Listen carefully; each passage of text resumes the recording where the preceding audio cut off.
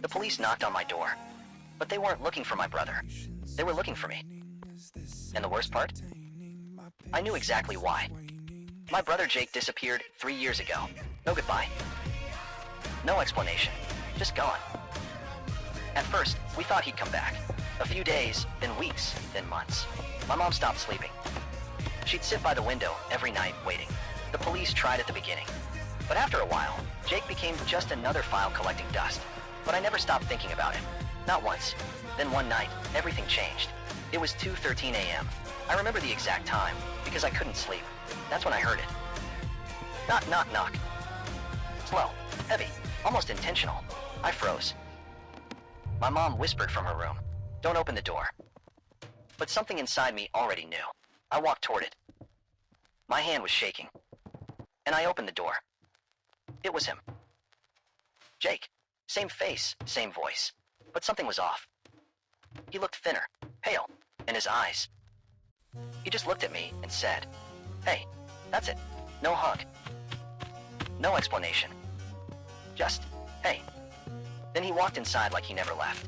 At first, we were relieved. We didn't ask questions. And that was our biggest mistake. Because Jake wasn't the same. Not even close. He barely spoke. He never laughed. And the strangest thing? He never slept. Every night, I'd wake up randomly, and I'd find him in the kitchen, sitting in the dark. Not eating, not moving. Just staring. Like he was waiting for something, or someone. One night, I finally asked him, "Where were you all this time?" He looked at me, and smiled. Not a normal smile, something cold. I was working. That's all he said. No details. No emotion. Days passed. And the feeling in my chest kept getting worse. Like something bad was about to happen. Then one afternoon, when Jake left the house, I went into his room. I don't know why. Call it instinct. Or fear. But something told me. I needed to look. That's when I saw it. A black duffel bag. Hidden under his bed. Locked. I hesitated. I really did. But curiosity, or maybe panic, took over. I forced it open. Inside. Cash. Stacks of it. More money than I had ever seen in my life. My heart started racing. But that wasn't the worst part.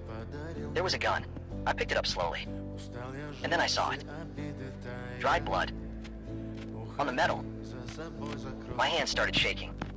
My mind went blank. This wasn't just wrong. This was dangerous. And then, I heard it, right behind me. "You shouldn't have done that." I froze. I didn't even want to turn around. But I did. Slowly, Jake was standing there, watching me. He wasn't angry. He wasn't shouting. He wasn't even surprised. He was calm. Too calm. He walked closer. Sat down like this was just a normal conversation, and looked straight into my eyes. "I was going to tell you eventually," he said. My voice barely came out. "Tell me what?" He leaned forward slightly, and said, "I work for people now." I swallowed hard. "What kind of people?" He smiled again. That same cold smile. The kind where people don't come back. I couldn't breathe. My brother was a killer. That night, I didn't sleep. Not even for a second. I kept thinking. Do I call the police? Do I run? Do I pretend everything is normal? And in the end, I made the worst choice possible. I stayed silent. 2 days later, there was another knock on the door, but this time, it wasn't Jake. It was the police. And they weren't asking about him. They were asking about me.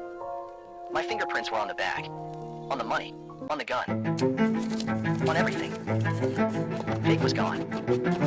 Again, he disappeared like before. No trace. No evidence. Nothing, except one message. He sent it right before he vanished. Family protects family. Now it's your turn. And now, I'm the one sitting in a cell, waiting for a trial, for crimes I didn't commit.